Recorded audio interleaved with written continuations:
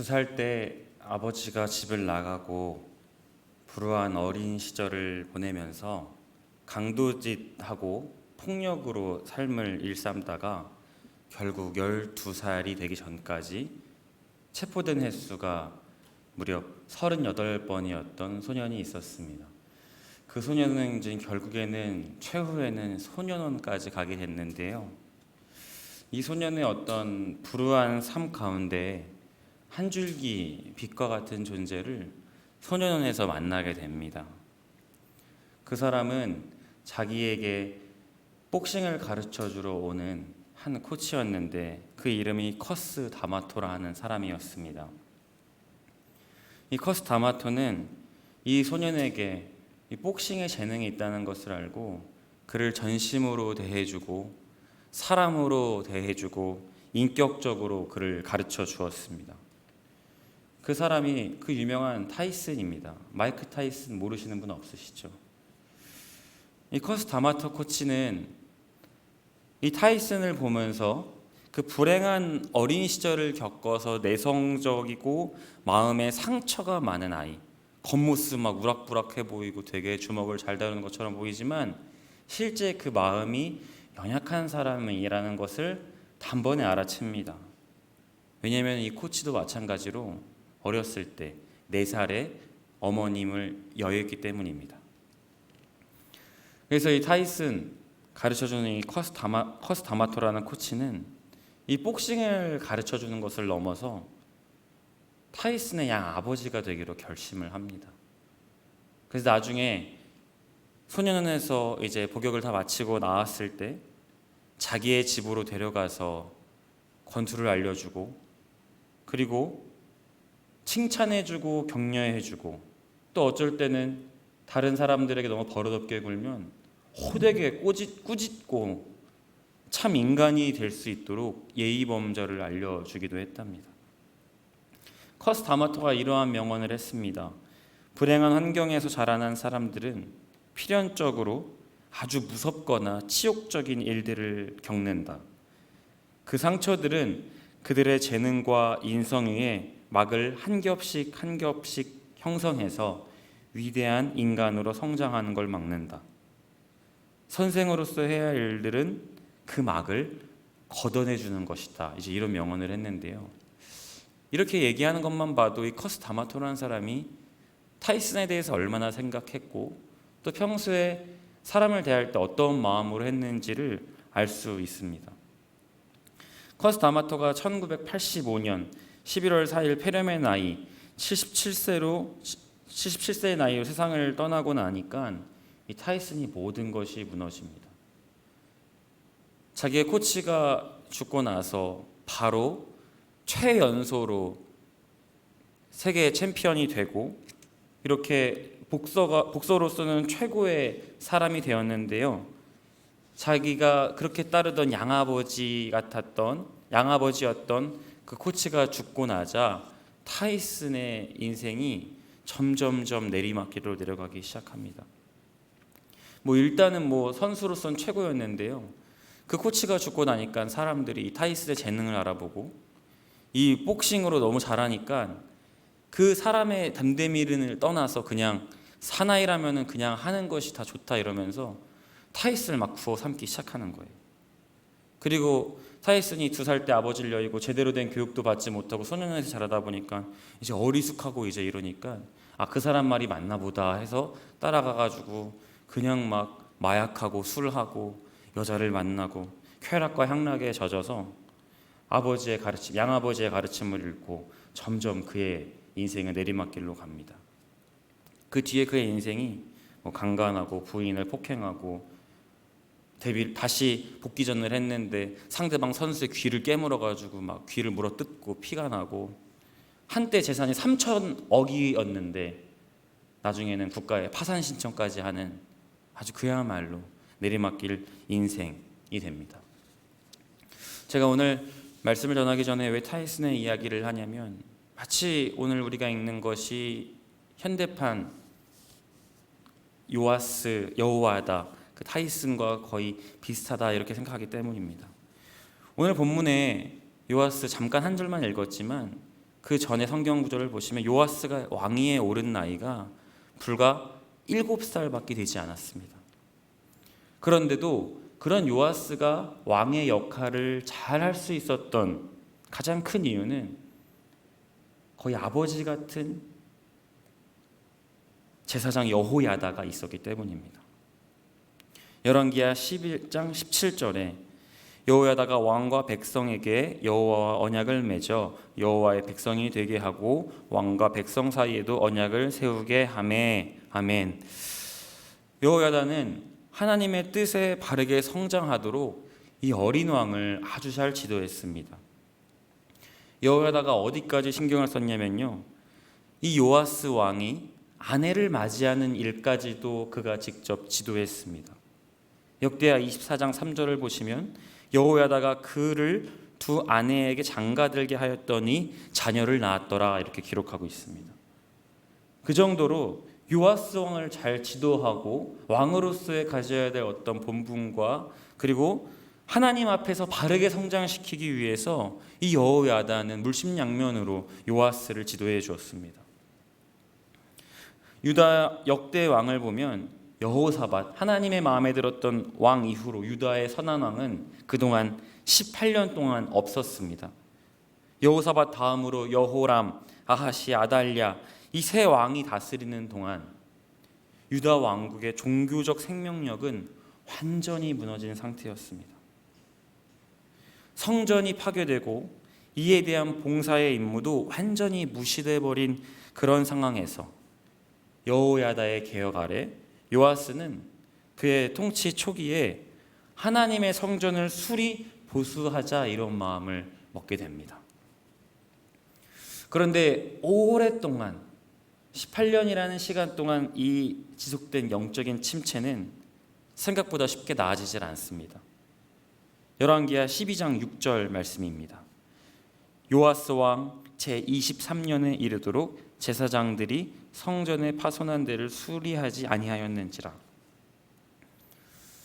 요아스가 왕이 된 지 23년이 될 동안에, 그러니까 통치 초기에 7살, 8살 때 성전을 수리보수해야겠다 이렇게 선포하고 왕이 이렇게 이제 앞으로 성전을 수리보수할 거예요 이렇게 얘기를 했는데 23년, 그러니까 왕이 30살이 될 때까지 파손한 곳이 수리되지 않았다는 겁니다. 그러니까 제사장들은 그러려니 하며 뒀습니다. 우리 교회 들어오는 입구가 망가졌는데, 출입문이 망가졌는데, 예를 들어서 그거는 이렇게 망가졌던 말든 출입문이 열리기만 하면 되지 않겠어? 이러면서 그냥 깨진 유리를 신경 쓰지 않고 그냥 지내왔다는 거예요. 근데 그것이 잘못인지도 모르고, 왜냐하면 영적인 침체가 너무 심각해서 무엇이 잘못된지도 모르고 그렇게 이스라엘 백성들이 살아왔다는 겁니다. 그래서 요아스는 방법을 강구하죠. 헌물들을 모아 담을 수 있는 큰 상자를 제단 옆에 설치하고 그 상자를 백성들에게 채우라고 합니다. 백성들이 기쁨으로 가지고 나온 그 헌물들을 가지고 이제 그 물건들로 성전 비용을 충당하는 제도를 마련한 것이죠.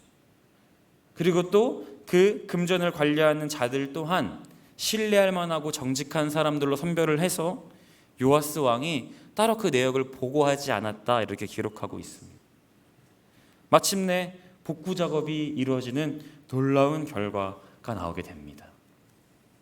이렇게 끝나면 요아스는 참 의로운 왕, 선한 왕으로 기억될 텐데 참 아쉽게도 마치 타이슨과 커스다마토처럼 요아스는 선왕 다윗과 같은 왕이 되지 못했습니다. 성전 복구 공사가 끝난 동시에 얼마 안 있어서 제사장 여호야다가 죽는 일이 발생합니다. 그의 죽음과 함께 요아스를 지탱해왔던 영적인 견고함도 함께 사멸되었습니다. 열왕기하 12장 3절, 오늘 읽은 말씀 다음 절입니다. 제가 읽겠습니다. 다만 산당들을 제거하지 아니하였으므로 백성이 여전히 산당에서 제사하며 분향하였더라. 그리고 후에는요, 이 여호야다의 아들 요아스가 여호야다의 아들, 자기가 그렇게 따랐던 영적인 아버지인 여호야다의 아들 스가랴가 자기에게 바른 소리를 한다고 죽이는 일까지 합니다. 결국 이 요아스 왕의 결말은 아주 처참하게 됩니다. 전장에서 입은 상처로 요아스가 침상에 누워 있을 때 자기의 부하들에게 암살의 표적이 되어서 그의 말년은 그렇게 허무하게 죽습니다. 근데 백성들이 죽인 그 일, 자기의 부하들이 죽인 그 일을 성경은 뭐라고 얘기하냐면 하나님이 벌하셨다고 이렇게 기록합니다. 역대하 24장 24절 말씀입니다. 여호와께서 심히 큰 군대를 그들의 손에 넘기셨으니 이는 유다 사람들이 그들의 조상들이 하나님 여호와를 버리셨습니다. 이와 같이 아람 사람들이 요아스를 징벌하였더라. 아멘. 제사장 여호야다가 있을 때는 그 사람의 눈치를 보면서 신앙생활이 한 게 아니라 종교 생활을 했다는 사실입니다. 오늘 말씀의 제목이 가르쳐 준 대로, 이런 제목으로 제가 말씀을 정했는데 세 번역으로 제가 오늘 본문을 읽겠습니다. 요아스는 여호야다 제사장이 가르쳐 준 대로 하였으므로 일생 동안 주님께서 보시기에 올바른 일을 하였다. 이 문구만 보면 되게 요아스가 의롭고 올바르고 선한 왕처럼 보이지만 중요한 것이 있습니다. 가르쳐 준 대로의 앞에를 보면 요아스는 여호야다 제사장이 이렇게 기록되어 있습니다.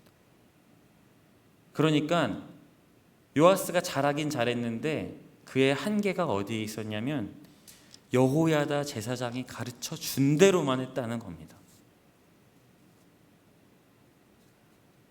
여호야다 제사장이 가르쳐 준 대로 그렇게 신앙생활 하다가, 그렇게 종교생활 하다가 그 사람이 죽으면 다시 옛 구습으로 돌아가 버리고 말았던 요아스의 모습이라는 겁니다.